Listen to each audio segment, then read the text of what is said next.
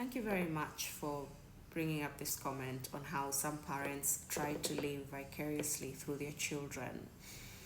And there are many possible outcomes as a result of this particular dynamic in a person's upbringing.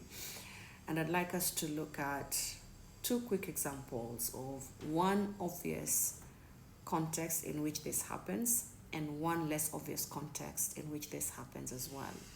So the obvious context is when a parent, usually one parent, is inclined to one child in the family and they try to live vicariously through them.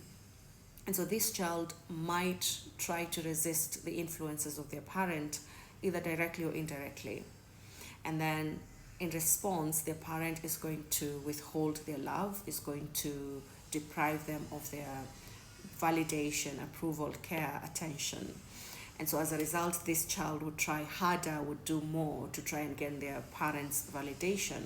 And so the parent again would withhold more and this child would do more. And then eventually this is going to have negative psychological outcomes on the individual. So they might struggle with self-esteem issues, inferiority complex, or thinking that they're not good enough for anything. And those feelings would run very deep within them and feel very permanent inside them. But then for this particular context, the reason I'm saying it's obvious is because you can see the difficulty in their upbringing. You can see how they were not given the attention they needed, how they were not given the care, the affection that they required, that they needed to be nurtured by. And so you can see the infliction of psychological wounds through their upbringing.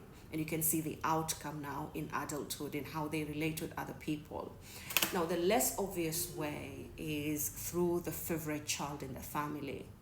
So a parent is going to pick a child who's going to be compliant to the influences of the parent.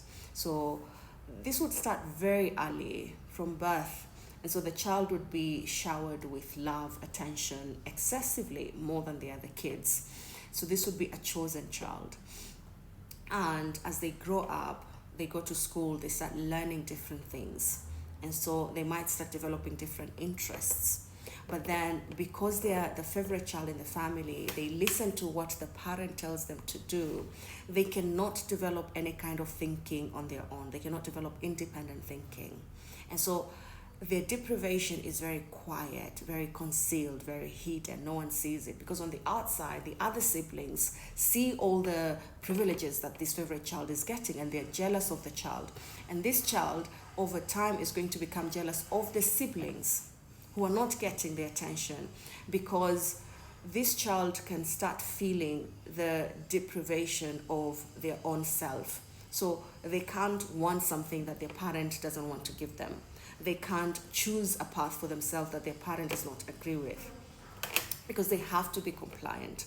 And this favorite child, people expect the favorite child not to have any problems because when they're sad, their parent is going to make them feel better. When they don't get disappointed because they get what they want. They don't get frustrated because whatever they desire is given to them, is made available to them. Everything that they want is accessible to them. That's what we see on the outside. But the favorite child is very constrained in what they can want. They can only want what the parent wants them to want. They can only need what the parent wants them to need. And so they also end up growing up with more or less the same psychological problems as the child who received criticism growing up. But the difference would be that this favorite child does not have the permission, the social permission, to have any problems at all. And so in my experience, and this would be not many cases, you would find that there would be more mental health consequences. And here I mean there are more tendencies to suicidal behavior in the favorite child than in the child that experienced open criticism for not being compliant, for not letting their parents living vicariously through them. And so there's a hidden there are hidden psychological wounds. There's a hidden psychological trauma, emotional trauma that the favorite child endures, that the favorite child perseveres with, that the rest of the world might not be able to see and might actually feel like the favorite child is entitled and is privileged. And so they should not have any problems to complain about. They should not have any difficulties to be bothered by. And because of that, the favorite child then does not get the social permission to be sad. But also, on top of that, they don't know how to experience sadness because, like I said, as a favorite child, your parent is very quickly going to take away the negative emotions by showering you with excess love, excess attention. And so you don't even learn to experience these important negative emotional experiences that you need to be taught in child so that in adulthood you can learn how to sit with. And so the favorite child is also likely to get into substance use, to get into addiction disorders as a result.